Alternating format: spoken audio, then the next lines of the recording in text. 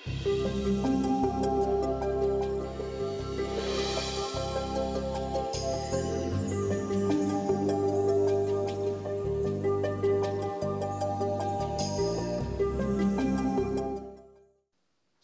ടെലിവിഷൻ്റെ മാന്യ പ്രേക്ഷകരെ ഏവരെയും ഈ ഡെയിലി മിറർ പ്രോഗ്രാമിലേക്ക് ഹൃദ്യമായി സ്വാഗതം ചെയ്യുന്നു.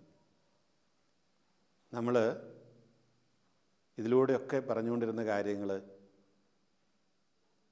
നമ്മുടെ ആത്മീയ വിശ്വാസ ജീവിതവുമായിട്ട് അനുദിന ജീവിതം എങ്ങനെ ബന്ധപ്പെട്ട് കിടക്കുന്നു എന്നതിനെപ്പറ്റിയാണ്. കൂടുതലും ദൈവത്തിൻ്റെ വചനം അടിസ്ഥാനപ്പെടുത്തി നമ്മൾ വിചിന്തനങ്ങൾ നടത്തുകയാണ് ചെയ്തത്.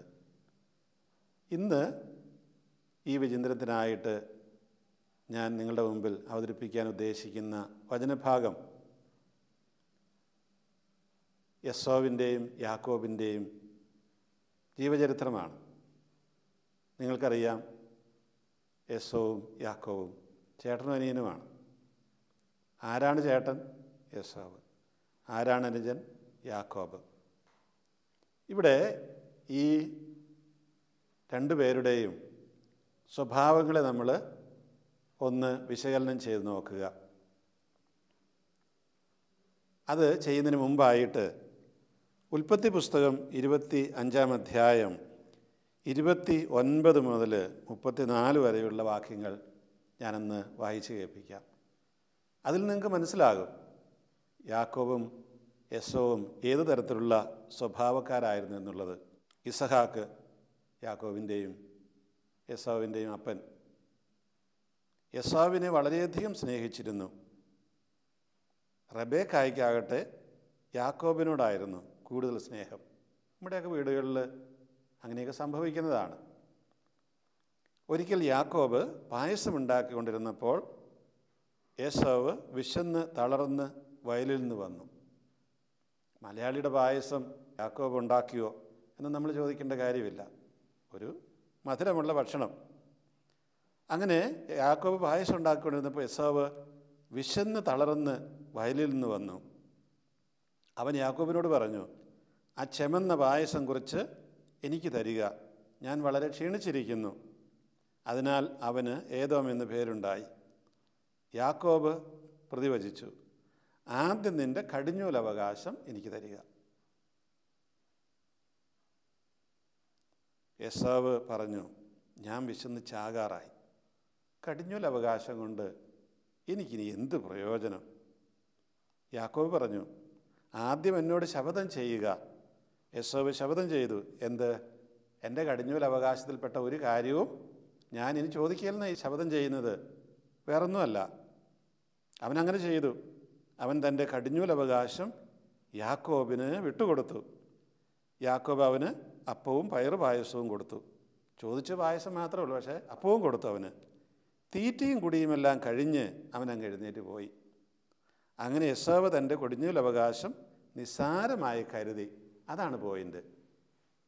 യേശോവ് തൻ്റെ കടിഞ്ഞൂലവകാശം നിസ്സാരമായി കരുതി. പക്ഷേ ഒരു ഇസ്രായേൽക്കാരനെ സംബന്ധിച്ച് കടിഞ്ഞൂലവകാശം അത്ര നിസ്സാരമായ കാര്യമല്ല. അതിൻ്റെ കാരണം പിന്നീട് നമുക്ക് വ്യക്തമാകും. 27-ാം അധ്യായം 30 മുതലുള്ള വാക്യങ്ങളിൽ നമ്മളത് വായിക്കും. ഈ കടിഞ്ഞൂലവകാശം അത്ര നിസ്സാരമായ കാര്യമൊന്നും അല്ല എന്നുള്ളത്. പക്ഷേ വിശന്ന് വന്നപ്പോൾ യേശോവിന് അത്രയേ തോന്നിയുള്ളൂ. അത് വായിക്കാം നമുക്ക്. 27-ാം അധ്യായം. ഇവിടെ എന്താ സംഭവിക്കുന്നത്? റെബേക്ക യേശോവിനോട് പറയുന്നു. എന്താ പറയുന്നത്? നീ പോയിട്ട്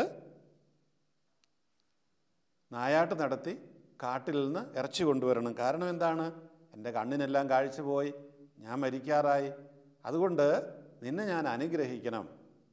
അനുഗ്രഹിക്കുമ്പോൾ എനിക്ക് നല്ലൊരു സന്തോഷം വേണം. നമുക്കറിയാമല്ലോ, വയറ് നിറഞ്ഞു കഴിയുമ്പോൾ നല്ല സന്തോഷം നമുക്ക് തോന്നും. ഞങ്ങളുടെ നാട്ടിലൊക്കെ ഞങ്ങൾ ഈ മലബാർ കുടിയേറിയ കാലത്ത് ഒരുപാട് കുറുക്കന്മാരുണ്ടായിരുന്നു. ഈ കുറുക്കനൊരു പ്രത്യേകതയുണ്ട്, വയറ് നിറഞ്ഞാൽ പിന്നെ കൂകാതിരിക്കാൻ മേല. അവർ ഭയങ്കര കൂച്ച കൂക. അതിനർത്ഥം എന്തൊക്കെയോ തിന്ന് വയറ് നിറഞ്ഞെന്നാണ്. ഇത് തന്നെയാണ് നമ്മുടെയൊക്കെ സ്ഥിതി. നന്നായിട്ട് വയറ് നിറഞ്ഞു കഴിയുമ്പോൾ നമുക്ക് പാട്ടൊക്കെ വരും, അല്ലേ? ഇത് തന്നെയാണ് യേശോവിനോട് അപ്പം പറയുന്നത്. മാനെ പോയിട്ട് ഒരു മൃഗത്തെ, ഒരു മുയലോ എന്തെങ്കിലും ആട്ടെ, അതിനെ വേട്ടയാടി പിടിച്ചുകൊണ്ട് വന്ന് നന്നായിട്ട് കറി വെച്ചതാ, അതൊക്കെ ഒന്ന് തിന്ന് കുടിച്ച് ഞാനൊന്ന് പാട്ടൊക്കെ പാടി നിന്നെ ഞാൻ അനുഗ്രഹിക്കട്ടെ. കാരണം എന്താണ്? അപ്പൻ്റെ അനുഗ്രഹം അത് പ്രത്യേക അനുഗ്രഹമാണ്. അത് മൂത്ത മകന് മാത്രമേ കിട്ടാൻ അവകാശമുള്ളൂ. മറ്റവർക്ക് ഇച്ചിരിച്ചൊക്കെ കിട്ടും, പക്ഷേ വലിയ അനുഗ്രഹമെല്ലാം മൂത്ത മകനാണ് കിട്ടുക. അപ്പം അപ്പൻ ഇങ്ങനെ സന്തോഷിച്ചിരിക്കുമ്പോൾ നന്നായിട്ട് അനുഗ്രഹിക്കാൻ തോന്നും. പക്ഷെ ഇവിടെ സംഭവിച്ചത് എന്താണ്? ഇസ്ഹാക്ക് ഇതൊക്കെ പറയുന്നത് റെബേക്ക മോശമല്ല, റെബേക്കായും കേട്ട് നിൽക്കുകയാണ്. റെബേക്കായ്ക്ക് യാക്കോബിനോടാ സ്നേഹം. യാക്കോബിനോട് പോയി പറഞ്ഞു, എൻ്റെ പൊന്നു മോനെ, നിനക്കിനി ഒന്നും കിട്ടാൻ പോകുന്നില്ല, നീ കടിഞ്ഞൂലവകാശം മേടിച്ചു വെച്ചിട്ടുണ്ട്, പക്ഷെ അതുകൊണ്ട് പ്രയോജനമില്ല, നീ ബുദ്ധിപൂർവ്വം പെരുമാറണം. പെരുമാറിയില്ലെങ്കിൽ അപ്പൻ അനുഗ്രഹം മുഴുവൻ നിൻ്റെ ചേട്ടന് കൊടുക്കും. അതുകൊണ്ട് ഞാനൊരു പണി ചെയ്യാം, നിൻ്റെ ചേട്ടൻ വരുന്നതിന് മുമ്പായിട്ട് നല്ലൊരു കുഞ്ഞാടിനെ കൊന്ന് ഇറച്ചിയൊക്കെ കറി വെച്ച് ഞാൻ തരാം. അപ്പന് ഇഷ്ടമുള്ള രീതി എന്താണെന്നൊക്കെ എനിക്കറിയാം, നല്ല മപ്പാസ് വെച്ച് ആട്ടിറച്ചിയൊക്കെ. എന്നിട്ട് നീ എന്ത് ചെയ്യണം? യശോവിൻ്റെ വസ്ത്രമൊക്കെ എടുത്തിട്ട് അങ്ങ് ചെല്ലണം. അങ്ങനെ ചെന്നു. ഇസ്ഹാക്കിന് കണ്ണ് കാണാൻ പാടില്ല, മണത്തൊക്കെ നോക്കി. മണത്ത് നോക്കിയപ്പം യശോവിൻ്റെ വസ്ത്രം തന്നെയാണ്. പക്ഷെ കയ്യിലൊക്കെ തൊട്ട് നോക്കി. അപ്പോൾ ഇവരെന്താ ചെയ്തത്? റെബേക്ക നല്ല ബുദ്ധിയുള്ള സ്ത്രീയായിരുന്നു. അവർ യാക്കോബിൻ്റെ കയ്യിൽ നിറച്ചൊരു ആട്ടിൻതോല് ഉണക്കി വെച്ചിരുന്ന് ചിറ്റി. കാരണം യശോബ് രോമം ഒരുപാടുള്ള മനുഷ്യനാണ്. അങ്ങനെ കണ്ണില്ലാത്തത് കൊണ്ട്, കാഴ്ചയില്ലാത്തത് കൊണ്ട് ഇസ്ഹാക്കിന് മനസ്സിലായില്ല ഇങ്ങനെ രോമമൊക്കെ വെച്ച് കിട്ടിച്ചെന്ന് യാക്കോബ് യശോബ് അല്ലെന്നുള്ള വിവരം. ഏതായാലും ഇസ്ഹാക്ക് എന്ത് പറഞ്ഞു? ഇസ്ഹാക്ക് അവനെ തിരിച്ചറിഞ്ഞില്ല. കാരണം അവൻ്റെ കൈകൾ സഹോദരനായ എസാവിൻ്റെ കൈകൾ പോലെ രോമം നിറഞ്ഞതായിരുന്നു, ആട്ടിൻ രോമമായിരുന്നേ ഉള്ളൂ. ഇസ്ഹാക്ക് അവനെ അനുഗ്രഹിച്ചു. ഇസ്ഹാക്ക് എന്തനുഗ്രഹം കൊടുക്കുന്നത്? വെറും അനുഗ്രഹമല്ല, കടിഞ്ഞൂൽ പുത്രന് കൊടുക്കേണ്ടതായിട്ടുള്ള, ആദ്യത്തെ ആൺസന്തതിക്ക് കൊടുക്കേണ്ടതായിട്ടുള്ള എല്ലാ അനുഗ്രഹങ്ങളും കൊടുത്തു. അവൻ ചോദിച്ചു, സത്യമായി നീ എൻ്റെ മകൻ എസാവ് തന്നെയാണോ? അതേ എന്ന് യാക്കോബ് പറഞ്ഞു. ആണ് ഞാൻ പറഞ്ഞത്. ഇസ്ഹാക്ക് പറഞ്ഞു, എൻ്റെ മകനെ, നിൻ്റെ നായാട്ടിറച്ചി കൊണ്ടുവരിക, അത് എന്നിട്ട് ഞാൻ നിന്നെ അനുഗ്രഹിക്കട്ടെ. ഇസ്ഹാക്ക് അത് ഭക്ഷിക്കുകയും അവൻ കൊണ്ടുവന്ന വീഞ്ഞു കുടിക്കുകയും ചെയ്തു.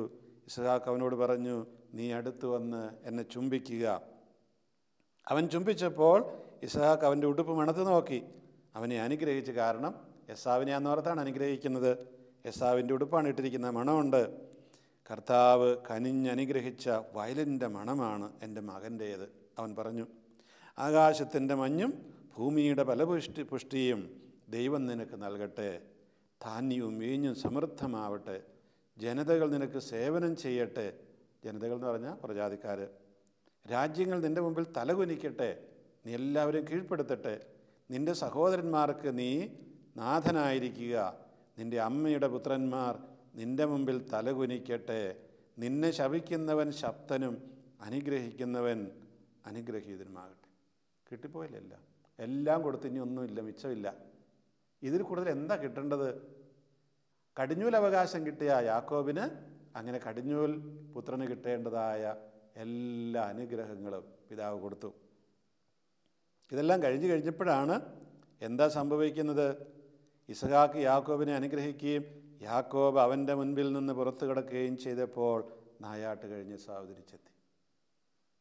അവനും പിതാവിന് ഇഷ്ടപ്പെട്ട ഭക്ഷണം തയ്യാറാക്കി പിതാവിൻ്റെ അടുക്കൽ കൊണ്ടുവന്നിട്ട് പറഞ്ഞു, പിതാവേ, എഴുന്നേറ്റ് അങ്ങയുടെ മകൻ്റെ നായാട്ടിറച്ചി ഭക്ഷിച്ച് എന്നെ അനുഗ്രഹിച്ചാലും.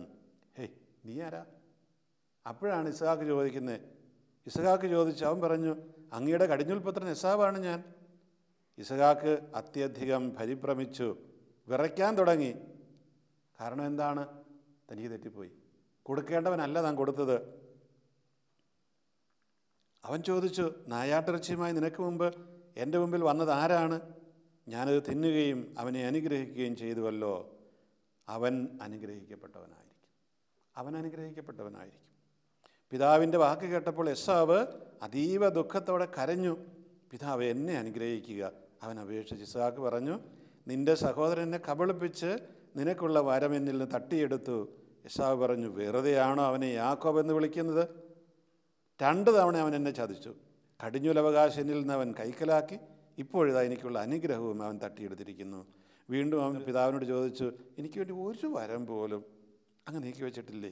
ഇസ്ഹാക്ക് പറഞ്ഞു, ഞാൻ അവനെ നിൻ്റെ യജമാനനാക്കി, അവൻ്റെ സഹോദരന്മാരെ അവൻ്റെ ദാസന്മാരും ധാന്യവും വീഞ്ഞും കൊണ്ട് ഞാൻ അവനെ ധന്യനാക്കി. മകനെ, നിനക്ക് വേണ്ടി എന്താണ് എനിക്കിനി ചെയ്യാൻ കഴിയുക? ഒന്നുമില്ലെന്നായി പറയുന്നത്. എൻ്റെ പിതാവേ, ഒറ്റ വരമേ അങ്ങയുടെ പക്കലുള്ളോ? കരയുവാണ് യേശോവ കിടന്നിട്ട്. എന്നെയും അനുഗ്രഹിക്കുക എന്ന് പറഞ്ഞ് അവൻ പൊട്ടിക്കരഞ്ഞു. അപ്പോൾ ഇസ്ഹാക്ക് പറഞ്ഞു, അത് ഇച്ചിരി കടുപ്പമായിപ്പോയി. ആകാശത്തിൻ്റെ മഞ്ഞിൽ നിന്നും ഭൂമിയുടെ ഫലപുഷ്ടിയിൽ നിന്നും നീ അകന്നിരിക്കും. ദൈവമേ, ഇതാണോ എനിക്ക് കിട്ടാൻ പോകുന്നത്? യേശോവ് കരയുകയാണ്. പിതാവ് അനുഗ്രഹിക്കുന്നതാണ്, നിന്നിൽ നിന്ന് ഫലപുഷ്ടി അകന്നിരിക്കും. നീ കൃഷി ചെയ്താൽ ഒന്നും ഉണ്ടായാലെന്നായി പറയുന്നത്. മഞ്ഞും മഴയൊന്നും നിനക്ക് കിട്ടുകയില്ല. വാളുകൊണ്ട് നീ ജീവിക്കും. എന്നും നീ യുദ്ധം ചെയ്യേണ്ടി വരും. നിന്റെ സഹോദരന് നീ ദാസ്യവൃത്തി ചെയ്യും. അവൻ നിന്നെ പിടിച്ചു കെട്ടി കൊണ്ടുപോയി അടിമയാക്കും. എന്നാൽ സ്വതന്ത്രനാകുമ്പോൾ നീ ആ നുകം തകർത്ത് കളയും. മനുഷ്യൻ്റെ നശ്വരതയ്ക്ക് വില കൽപ്പിക്കാതെ അനശ്വരതയെ വിൽക്കുന്ന മനുഷ്യൻ്റെ പ്രതീകമാണ് ഏശാവ്. നമുക്കറിയാം, നമ്മളൊക്കെ നൈമിഷികമായിട്ടുള്ളൊരു ചെറിയ ലാഭത്തിന് വേണ്ടിയിട്ട് നിത്യതയെ വിൽക്കുന്നവരാണ്. അത് വിൽക്കുമ്പോൾ ഓർക്കണം, യേശോവിന് പറ്റിയ മണ്ടത്തരം നമുക്കും പറ്റും. യേശോവിനെ കരയുകയാണ്. കരഞ്ഞിട്ട് എന്താ പ്രയോജനം? യാതൊരു പ്രയോജനവുമില്ല. ദൈവത്തിന് പോലും പിന്നെ ഒന്നും ചെയ്യാൻ പറ്റുകയില്ല എന്ന് പറഞ്ഞാൽ ഇസ്ഹാക്ക് കൊടുക്കാനുള്ളത് മുഴുവൻ കൊടുത്തു. അത് തിരിച്ചെടുക്കാനൊന്നും പറ്റുകയില്ല. കൊടുത്തു തന്നെയാണ്. അപ്പോൾ നമ്മളൊക്കെ ചെറിയൊരു നൈമിഷികമായിട്ടുള്ള ലാഭത്തിന് വേണ്ടിയിട്ട് ഒരു വിശപ്പ് അല്പം ഒന്ന് വെയിറ്റ് ചെയ്താൽ ആ വിശപ്പൊക്കെ അടക്കാമായിരുന്നു യേശോവിന്. വേണം അവന് തന്നെ അടുക്കളയിൽ കയറി ഇച്ചിരി പായസം ഉണ്ടാക്കി കഴിച്ചാൽ പോരായിരുന്നോ? ബുദ്ധിമുട്ടാൻ കഴിയല്ല. പക്ഷെ ബുദ്ധിമുട്ടാത്തതിൻ്റെ ഫലം എന്തായി തീർന്നു? അവൻ നിത്യതയിലേക്ക്, നരകത്തിലേക്ക് വലിച്ചെറിയപ്പെടുകയാണ്. അവനെല്ലാവരുടെയും അടിമയായിത്തീരുന്നു. അവനെ എല്ലാവരും വാളുകൊണ്ട് വെട്ടാൻ വരും. അവൻ കൃഷി ചെയ്താൽ ഒരു ഫലവും ഉണ്ടാവില്ല. മഞ്ഞും മഴയും അവൻ ജീവിക്കുന്നിടത്ത് ഉണ്ടാവില്ല. അവൻ്റെ അപ്പൻ്റെ അനുഗ്രഹം അതായിരുന്നു. പ്രിയമുള്ളവർ, നമ്മൾ ഓർക്കുക, ഇത് നമ്മുടെ മനുഷ്യ ജീവിതത്തിൽ എന്ന് സംഭവിക്കുന്ന വലിയൊരു പ്രതിഭാസമാണ്. നമ്മുടെ എല്ലാം വലിയൊരു സമസ്യയാണിത്. നമ്മൾ നിത്യതയിലേക്ക് വിളിക്കപ്പെട്ടവരാണ്. പക്ഷെ നമ്മൾ ആ നിത്യതയെ വിറ്റ് കാശാക്കി പയറ് പായസം തിന്നുകയാണ്. ഇത് തിന്നു കഴിയുമ്പോൾ അല്പനേരത്തേക്ക് നല്ല ഏമ്പൊക്കെ വിട്ട് ഒന്ന് ഉറങ്ങാം. പക്ഷെ ഉറങ്ങിയേറ്റിരിക്കുമ്പോഴത്തേനും കാര്യങ്ങൾ കൈവിട്ട് പോയി കഴിയും.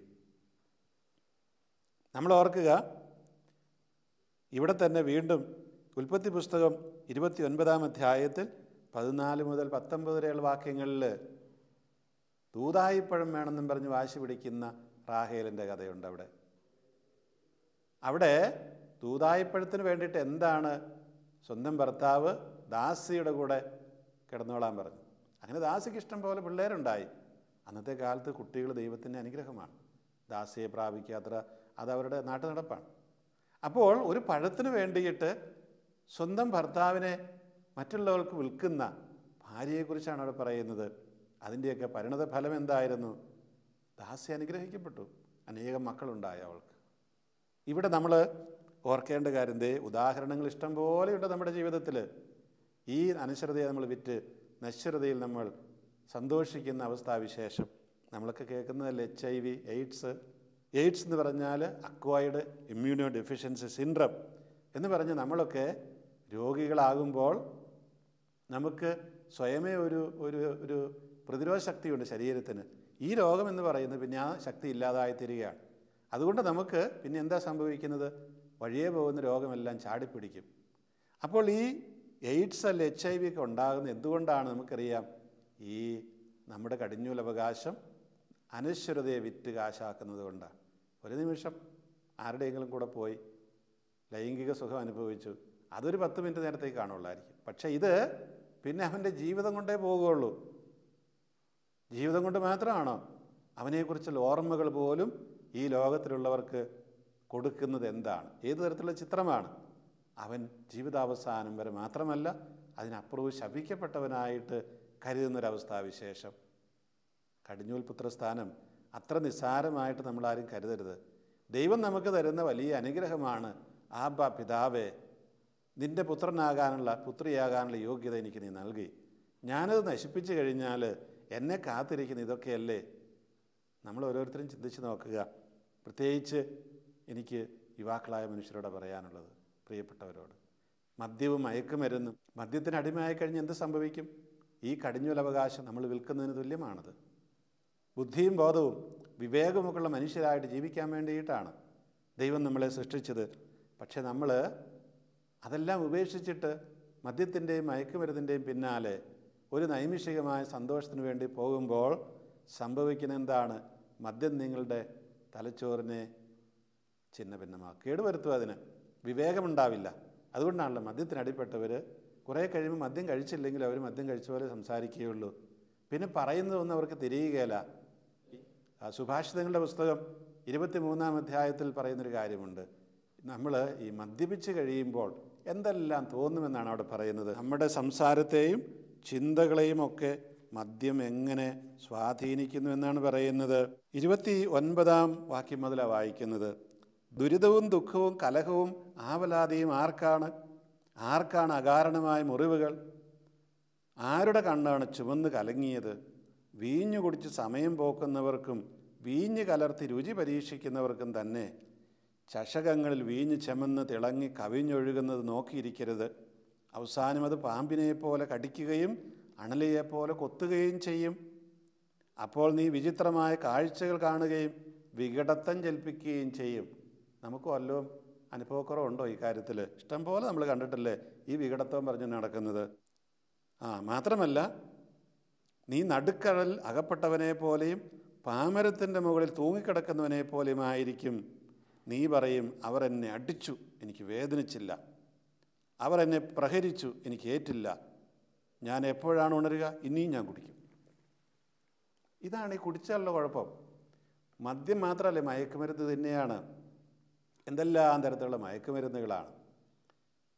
നമുക്കറിയാം, പല വീടുകളിലുമൊക്കെ വഴക്കും കാണും കൊല വരെ നടക്കുന്നത് ഈ മയക്കുമരുന്ന് മേടിക്കാനുള്ള കാശില്ലാതെ വരുമ്പോഴാണ്.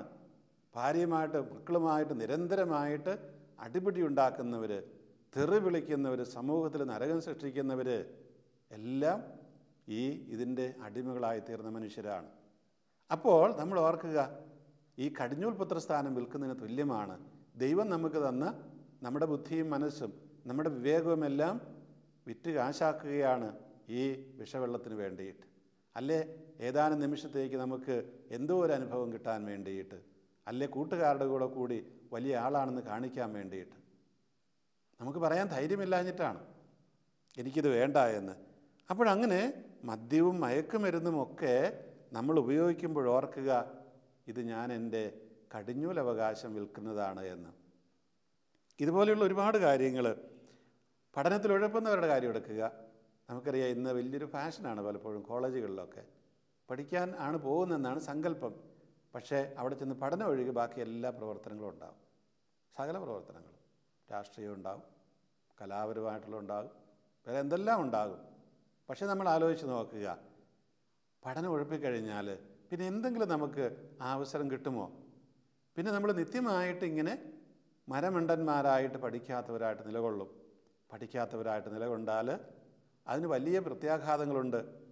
ഞാൻ പലപ്പോഴും ഓർക്കുകയാണ്, ഇന്ന് നമ്മുടെയൊക്കെ സമൂഹത്തിൽ, പ്രത്യേകിച്ച് നമ്മുടെ ഈ സുറിയാനി സമൂഹത്തിൽ ധാരാളം പുരുഷന്മാർ വിവാഹം കഴിക്കാൻ നിൽക്കുന്നുണ്ട്. കാരണം എന്താണ്? കാരണം മറ്റൊന്നുമല്ല, അവരാരും പഠിച്ചില്ല കാര്യമായിട്ട്. പെൺകുട്ടികളൊക്കെ നല്ല മിടുക്കികളായിട്ട് പഠിച്ചിട്ട് അവർ നല്ല ജോലികൾ പ്രവേശിച്ചു. അവരാരും ഈ പഠിക്കാത്ത പുരുഷന്മാരെ വിവാഹം കഴിക്കില്ല. അതുകൊണ്ട് എന്ത് പറ്റി? ഇവർ നിന്നുപോയി. ഇനി എന്തെങ്കിലും അവർക്ക് പഠിക്കാൻ പറ്റുമോ? പഠിക്കാൻ വേണമെങ്കിൽ, പക്ഷേ എളുപ്പമൊന്നുമല്ലത്. അത് കടിഞ്ഞൂൽ പുത്രസ്ഥാനം വിറ്റ് കാശാക്കി കഴിഞ്ഞാൽ പിന്നെ വിലപിച്ചിട്ട് കാര്യമില്ല. പോയത് പോയി, അത്ര തന്നെ. ഒരു നിമിഷത്തെ വിശപ്പടക്കാൻ വേണ്ടി പയറ് പായസം മേടിച്ചിട്ട് കടിഞ്ഞൂൽ അവകാശം വിൽക്കുന്നു. എന്നാൽ എനിക്കിനി പഠിക്കാനൊന്നും പറ്റുകയില്ല, എന്നെക്കൊണ്ടൊന്നും പറ്റുകയില്ല. അതോടുകൂടി നമ്മൾ ഓർക്കും, നമ്മുടെ വീട്ടിൽ ചിലപ്പോൾ ഒരു 5 ഏക്കർ സ്ഥലം കാണുമായിരിക്കും, അതുകൊണ്ട് ജീവിക്കാമെന്ന്. പക്ഷേ ഓർക്കുക, 5 ഏക്കർ സ്ഥലം കൊണ്ടൊന്നും ജീവിക്കാൻ പറ്റിയാൽ പോലും ഒരു ഭാവി കരുപിടിപ്പിക്കാൻ കഴിയില്ല. കാരണം വിദ്യാഭ്യാസം എന്ന് പറയുന്നത് ഇന്ന് വളരെ പ്രധാനപ്പെട്ടതായിട്ടാണ് ആളുകൾ കരുതുക. അതുകൊണ്ട് നമ്മൾ കടിഞ്ഞൂൽ പുത്രസ്ഥാനം വിറ്റ് നമുക്ക് കിട്ടിയ ആ സാഹചര്യങ്ങളെല്ലാം കളഞ്ഞിട്ട് പിന്നെ പിതാവിനോട് ചോദിക്കുക, ഒരു അനുഗ്രഹവുമില്ല എനിക്ക് തരാൻ. എനിക്ക് ഈ മനുഷ്യർ ആരും ഒരു ജോലി തരുന്നില്ല, ഒരു ജോലി ആരും തരികയില്ല. ആദ്യം ചോദിക്കും, നീ എന്താ പഠിച്ചത്? ഞാനൊന്നും പഠിച്ചിട്ടില്ല. എന്നാൽ വേഗം നടന്നോളാൻ പറയും. അതാണ് ആദ്യത്തെ പ്രതികരണം. അതുകൊണ്ട് നമ്മൾ ഓർക്കണം, നമുക്ക് കിട്ടിയ കടിഞ്ഞൂലവകാശം നമ്മൾ വിറ്റ് പാഴാക്കരുത്. നമുക്ക് ദൈവം തരുന്ന അവകാശങ്ങളാണിതെല്ലാം. ബുദ്ധിയുണ്ട്, അവസരങ്ങളുണ്ട്, അതുപോലെ തന്നെ സാമ്പത്തികമായ ചുറ്റുപാടുകൾ ഉള്ളവരും ഇല്ലാത്തവരും ഉണ്ടാകാം. എനിക്ക് നല്ല ഉറപ്പുണ്ട്, സാമ്പത്തികമായിട്ട് കുറവുള്ളവരെ സഹായിക്കാൻ മനസ്സുള്ള ധാരാളം പേരുണ്ട്. അവർക്കൊക്കെ അത് ചെയ്യാൻ കഴിയും. പക്ഷെ നമ്മൾ പഠിക്കാനായിട്ട് മനസ്സുണ്ട് എന്ന് അവർക്ക് തെളിവ് കൊടുക്കണം. എങ്കിലും അവർ നമ്മളെ സഹായിക്കുകയുള്ളൂ. അപ്പോൾ നന്മനസ്സുള്ളവരെ സഹായിക്കാൻ ധാരാളം പേര് എപ്പോഴും ഉണ്ടാകും. അതിനൊരു മനസ്സുണ്ടാവുക എന്നുള്ളതാണ് ഏറ്റവും പ്രധാനപ്പെട്ട കാര്യം. അതുകൊണ്ട് ഈ കടിഞ്ഞൂൽ പുത്രസ്ഥാനം അത്ര ചെറുതാണ് എന്ന് നാം കരുതരുത്. നമ്മൾ ഓർക്കേണ്ടത് നമ്മുടെ തിരഞ്ഞെടുപ്പാണ്. നമ്മളുടെ തിരഞ്ഞെടുപ്പാണ്. എൻ്റെ കടിഞ്ഞൂൽ പുത്രസ്ഥാനം ദൈവം എനിക്ക് തന്ന അവകാശമാണ്. ഇനി ആ അവകാശം വേണോ വേണ്ടയോ എന്ന് പറയാനുള്ള അവകാശം എനിക്കുണ്ട്. അതാണ് മനുഷ്യൻ്റെ ഏറ്റവും വലിയ ദുരന്തം എന്ന് പറയുന്നത്. ദൈവം തരുന്ന ഈ അവകാശത്തെ വേണ്ട എന്ന് പറയാനുള്ള സ്വാതന്ത്ര്യം എനിക്കുണ്ട്. നിർഭാഗ്യവശാൽ ആ സ്വാതന്ത്ര്യത്തെ വേണ്ട എന്ന്, അല്ലെങ്കിൽ ആ സ്വാതന്ത്ര്യം ഉപയോഗിച്ച് ഈ അവകാശം വേണ്ട എന്ന് പറയുന്നവർ സമൂഹത്തിൽ ധാരാളമുണ്ട്. പിന്നീട് അവർ വിലപിക്കുകയാണ്. വിലപിച്ചിട്ട് എന്താ പ്രയോജനം? ഒരു പ്രയോജനമില്ല. നമ്മുടെ വഴിയിലൂടെയൊക്കെ വണ്ടി ഓടിക്കുന്ന പ്രിയപ്പെട്ട ചെറുപ്പക്കാർ ഓർത്ത് നോക്കുക.